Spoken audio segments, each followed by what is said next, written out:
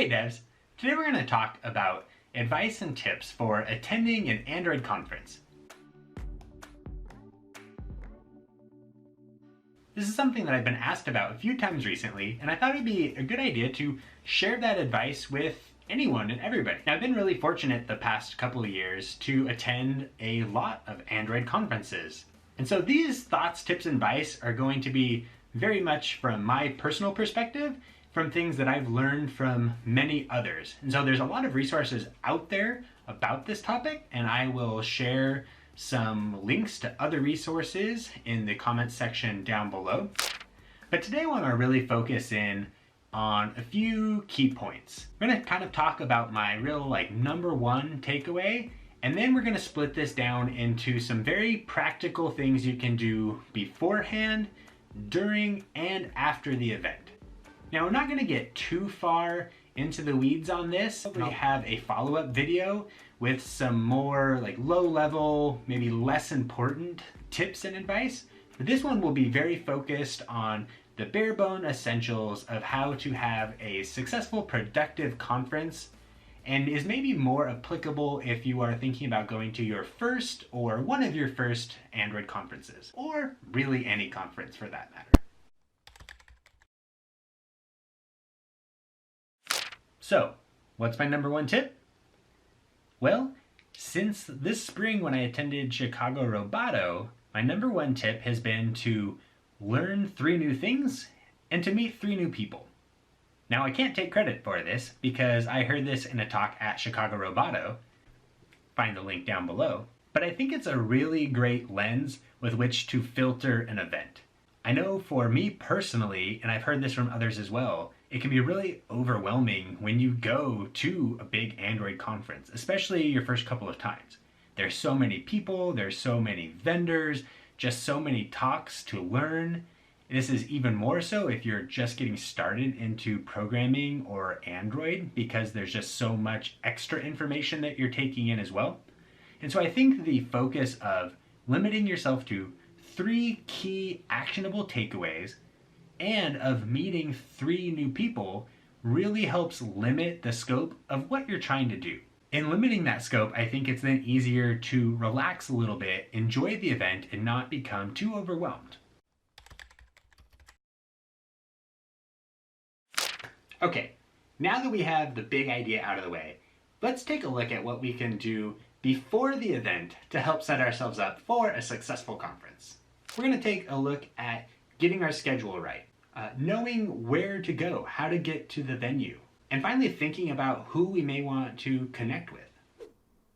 So how can we plan our schedule before we get to the event? It's a good idea to take a look at the conference schedule beforehand.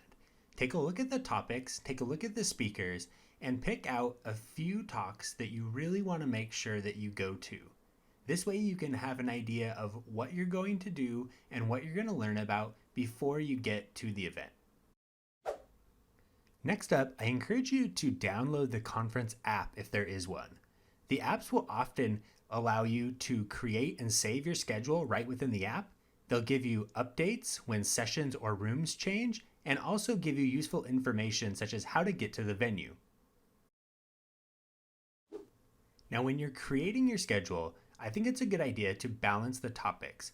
If you can try and find a balance of things that are immediately actionable with your current projects or work, and then things that you might personally be interested in, it's easier to then take away actionable items from the event. It's a really good idea as well to plan for some free time. You don't have to go to every single session block, and sometimes it's really useful to be able to recharge or meet new people in between events. Now, before you can start learning at a conference, you need to know where you're going, and it's a good idea to know where you're going and how you're going to get there before the day of the event.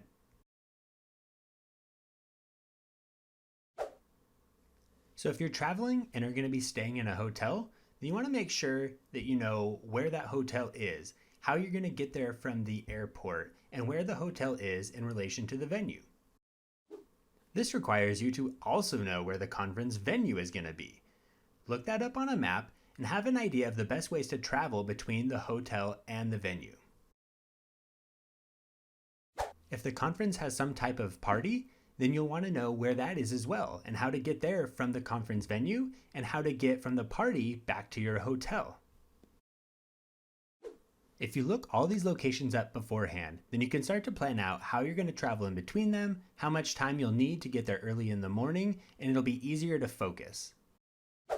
Just like we can start to plan out our schedule beforehand, we can also start to plan out who we want to meet and how we might want to make those connections. Think about who you want to meet beforehand. Maybe it's someone from social media that you've been wanting to meet. Maybe there's a particular speaker that has helped you in the past and you want to connect with them after their talk. If you have a question ready for that speaker, then it makes it really easy to introduce yourself after their talk, ask that question, and start up a conversation.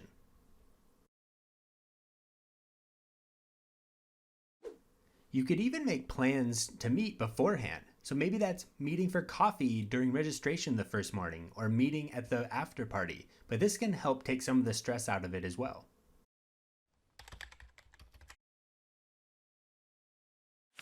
All right, we've done our pre-conference homework, we're ready to go.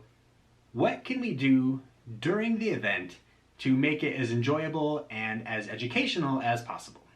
Well, remember, we want to focus on having 3 takeaways and meeting 3 new people. So we're going to probably need to try and learn some things and socialize and meet some new people. So we'll take a look at how we can go about learning those things, taking some notes. We'll talk about maybe some ways that we can go about meeting new people, making those new connections. And then finally, we want to make sure that we allow ourselves to enjoy the event. So how can we set ourselves up to learn our 3 new things?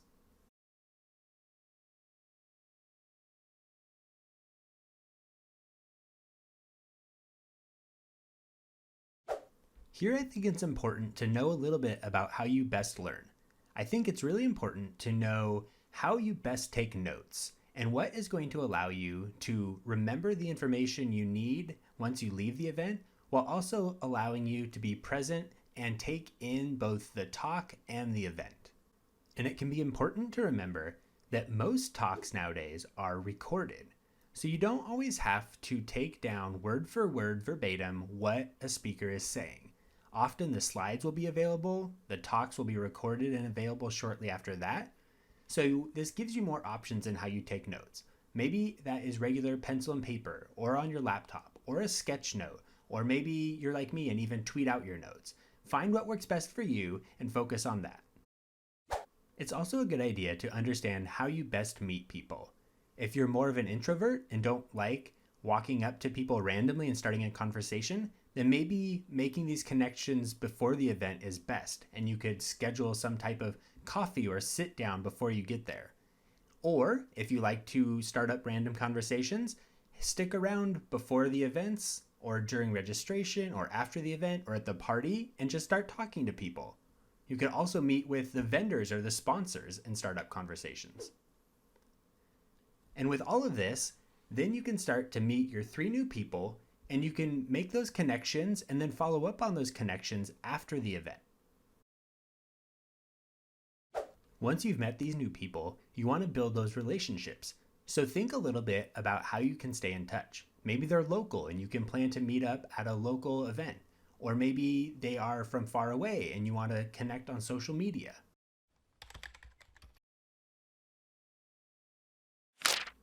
Once a conference is over, it's easy to feel overwhelmed. We've often met so many people, heard so much information, that it's hard to make sense of it.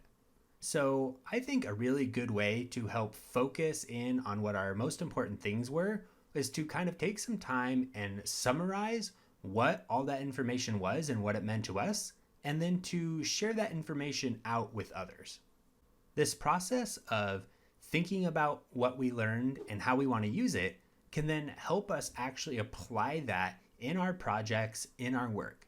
This is really important because it helps bring us a lot of extra value from going to these events, and we can start to build on these connections that we've made by following up with speakers, asking them additional questions or clarifying things that maybe we weren't sure on.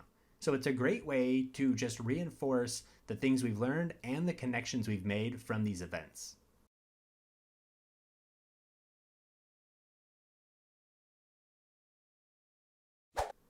And lastly, stay in touch with the people that you meet at these events. Going to a conference and knowing people makes them that much more fun. So if you meet a new person, connect with them on social media, find them at local events, continue conversations, ask them questions, and it'll make it all the more easier and more fun when you go to the next event to start meeting new people, learning new things, and having a great time being part of the great Android community that we have. All right, that's it.